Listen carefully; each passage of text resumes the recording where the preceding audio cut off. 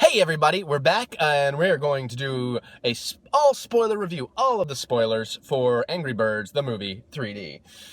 Just got out of the theater, just did our no spoiler review, and here is the one, like I just said, with all of the spoilers. So you do not get to be an Angry Bird at this point. That's right. And there's plenty to spoil, because there's a lot of good stuff in this movie. I mean, again, fairly predictable story, not too many twist and turny things, but some cool stuff going on. I don't even know where really to begin. Like I said in the other video, a lot of the jokes from this TV spots and trailers are in the beginning, but it's pretty cool the way Red, it starts kind of like the Jungle Book, like it's actiony, like you fly into the island and Red is just running, and he's like, oh my god, you don't know what's going on. And then he shows up a minute early to when he's supposed to be at a party with a clown. And Well, actually, a clown. I meant before being actually late. Right, yeah. And so that's the whole thing, and that's his first big taste of anger. Actually, they cut something from one of the trailers. Did they? Well, that doesn't surprise me, but what? In the trailer, it shows him like going down a little checklist of like gluten-free. Oh, yeah. Scared of clowns. That's true. That was not in there. Well, it worked. I wasn't missing it. And he gets in a fight with the family, and he ends up basically landing headfirst into one of the baby eggs. Yeah. And then it's really cute, because then that baby keeps showing up and calling him Daddy. It's really adorable. Daddy. Yeah, there's a lot of adorable shit in this. It's not annoying from the movie, but again, if you saw my non-spoiler, I was annoyed by the person sitting beside me, but every chance she could is, aw, and I get it, because there was a lot of aw, but it's like, after hearing it so much, it's like, shut up, don't be cute anymore, movie, I'm tired of hearing aw.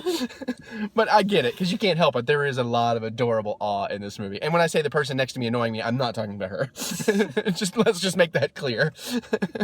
If I pointed this way, it's because... Good cover, sweetie, good cover. And, we were sitting in opposite sides in the theater, so if I point this way when I mention that, I'm not pointing at her. But yeah. Well, you're pointing because that's your free direction. Yeah, that's the other thing too, freehand. This one's a little taken. Not that you care. So, so there's like this big legend of this legendary eagle that can fly, because none of the birds can fly. And it's the Mighty Eagle. The Mighty Eagle, voiced by Peter Dinklage, which is pretty freaking awesome. Yes. There's some great voice cast in here. Sean Penn, and he plays like this grumpy... Well, think about Sean Penn has a reputation for being a massive anger ball. That's true. I guess they've been a lot more clever in their casting than I even really recognized, I think. Biggest, the regular birds, Sean Penn, massive anger ball. Yeah. The other biggest bird, Peter Dinklage. Yeah, so I thought that was kind of interesting and clever. I think my favorite character is actually the Joss Gad character. Great, now I'm totally Chuck. Yeah, Chuck. And, he's like a speedster. He's like the Flash. And as a matter of fact, there's this awesome Quicksilver-esque scene in the movie where he has to take out a bunch of bad guys. It's really damn funny. The pigs are pretty damn funny, just because they're so stupid. So cheesy and stupid. Yeah, and actually a little risque. Yeah, very risque. There's some, again, you can take your kids to it, but there's some sexy kind of stuff going on. There's a lot of butt jokes. There's a lot of jokes that are probably going to go right over the heads of your littlest ones. Yeah. You're going to get that weird... Now, Mom... Yeah. You wouldn't let me watch the other movie where they yank their pants off. Right. Yeah, there's a lot of that in this. I liked the mime. There wasn't much more to the mime than what we've seen in the TV spots, but oh my god, still gets me every time. And then there's some stuff like everybody's carrying their eggs around and he mimes carrying an egg. Things like that are really cool. Red's house. I liked Red's house. Yeah, that's nice. It kind of reminded me of Blind Red's. Yeah, because he's got his own swim out pool and an oceanfront view. Yeah. So that was cool. And of course the pigs show up and destroy his house. Everybody shits on him like through this whole movie. Not literally, although there is a great shit joke, a bird shitting joke in this. He goes to anger therapy, which is really funny. That's where he meets Chuck and Bomb and all these people. And Chuck's recounting why he's in anger therapy, and it's all this about getting a speeding ticket from a cop. And it shows this cop in like white liquid gets on his shoulder, and it pans up and he's eating an ice cream cone. But then when it ends the flashback, he's like, all right, maybe it wasn't ice cream. So, I don't know, that one really got me. There was a lot of laugh out loud moments. I definitely laughed out loud, and a lot of it was really clever too. But I do think the pacing was a little off. I think it slowed a bit in the middle, and maybe that was just my alcohol wearing off. I don't know. Well, the whole part of going to find the mighty eagle. Yeah, that's when it kind of dragged. It slowed down quite a bit there. And the premise makes sense overall. These pigs show up and sucker the town into thinking they're cool while it's all this big, charade to distract them while they plan to hijack all the eggs, which they're going to go eat. They're going to go eat their fucking children. That's what I was talking about, it being pretty damn dark. There was a little dream sequence with the king pig and one of the eggs. I was sitting here going like, that's just creepy and disturbing. Yeah, because not only on so many levels. Right, because not only is he gonna eat the egg, but he's like romancing the egg first, like taking it out and trying to feed it wine. It is creepy and weird, but in kind of a good way, I guess. Kind of. They do a good job of bringing the game premise in with the slingshot and everything. I mean, it's a bit of a conceit, but I mean, it works. And by the end, the whole attack of them flinging themselves with a slingshot was really cool. Yeah.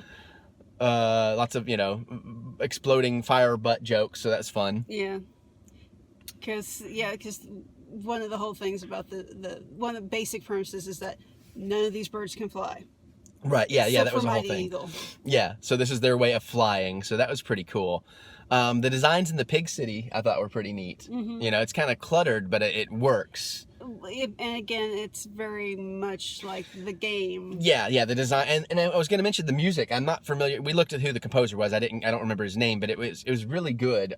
They did a really good job of playing with the tones and the instrumentation and the themes from the game and turning that into an actual score that really did work for the movie. Yeah. So take the basic score from the game and just add a whole bunch of layers onto it. Well, in a way that it really did complement the story too. It's not like just a theme song or a repetitive melody. Like it really plays around and the arrangements. Yeah, it sounds like movie music. Right, but you can recognize it as the game theme. Yeah. Yeah, so that was really nice. I really appreciated that. Let's see what else. There's some other fun stuff to chat about. Voice cast was great. Animation, it looked stellar. There's no qualms with that at all. I would put it at Pixar level. I mean, I don't think they were going for Pixar level, but I mean, there's no, I guess it's not quite Pixar level because it doesn't quite have the photoreal lighting of a Pixar film. But other than that, well, keep in mind this did not come from an animation studio at all. Oh, that's a good point. Yeah. I mean, except for the fact that Rovio was probably the main force behind the actual animation. She usually says this sarcastically. I'm going to say this true. All mine, dudes. All mine. But, yeah. So she makes a very, very valid point there. The 3D was excellent. No overuse of it. It didn't strain your eyes or anything. It just really was immersive. Yeah. I found it interesting at the end credits. This was only in 7.1, not Dolby Atmos. So, I don't know. I can nitpick there, I guess.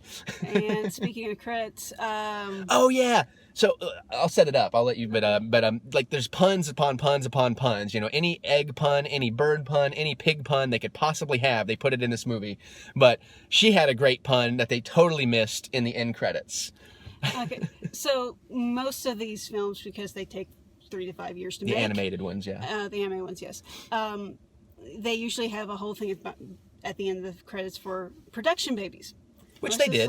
And they did, but it's just like, you should have called them production hatchlings. See? Yeah. So they missed, like, of all the puns they hit, they missed that one awesome pun at the end they could have had for those of us that actually read these things. And also, if you're staying around to actually watch the credits, dance party during the main one, the very beginning part of it, then some regular credits, and then you'll have a... kind of a mid-credit scene. Mid-credit scene.